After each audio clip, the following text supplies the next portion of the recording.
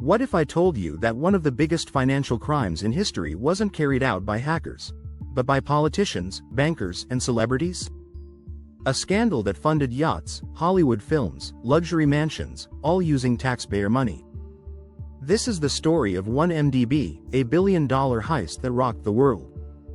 1MDB, or One Malaysia Development Berhad, was launched in 2009 by then Malaysian Prime Minister Najib Razak. Its mission? To develop the Malaysian economy through global partnerships and investments. But behind the polished branding was a criminal web of embezzlement, bribery, and money laundering that spanned the globe. Let's meet the key players. Najib Razak, Prime Minister of Malaysia. Joe Low, a young, flamboyant financier with elite connections. Goldman Sachs, one of the world's biggest investment banks. And a cast of Hollywood producers, models, and corrupt bureaucrats. Joe Low convinced Najib and others to give him vast access to 1MDB funds. In 2012 and 2013, Goldman Sachs helped 1MDB raise $6.5 billion through bond sales. The catch? Billions vanished. Here's where the money went.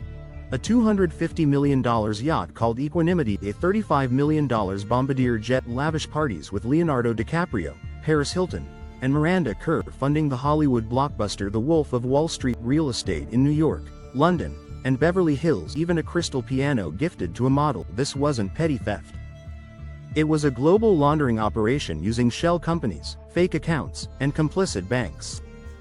So how was it discovered? Thanks to brave whistleblowers and relentless journalists, the house of cards began to fall. Key sources: The Sarawak Report, Claire Rucastle Brown, The Wall Street Journal, U.S. Department of Justice, DOJ, investigation, Swiss and Singaporean authorities. They uncovered a global trail of transactions, layered through banks in Switzerland, the UAE, Singapore, and the U.S. How the banks helped big banks like Goldman Sachs, AmBank, and Falcon Bank processed suspicious transactions without proper due diligence. Goldman Sachs later admitted wrongdoing, paying over $5 billion in fines.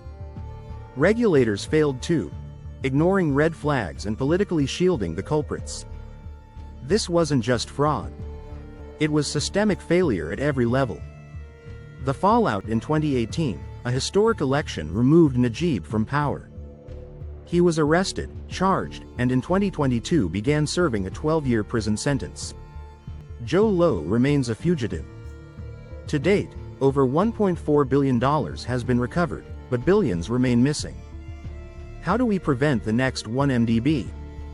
For governments, strengthen transparency laws, limit executive control over state funds, encourage whistleblower protection. For banks, enforce stronger anti-money laundering, AML, compliance, refuse clients with opaque sources of funds. For regulators, use real-time transaction monitoring, demand better KYC, EDD from financial institutions, act independently, free from political influence. 1MDB was more than a heist.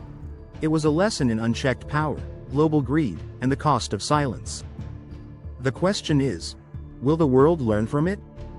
Or will we let history repeat itself, under new names and new faces? We're just getting started uncovering the world's darkest financial crimes. Subscribe to Tracked and Traced for deep dives into corruption, money laundering, and the untold stories they don't want you to hear. New videos drop weekly. Stay sharp, stay informed. This is Tracked and Traced, and no one hides forever.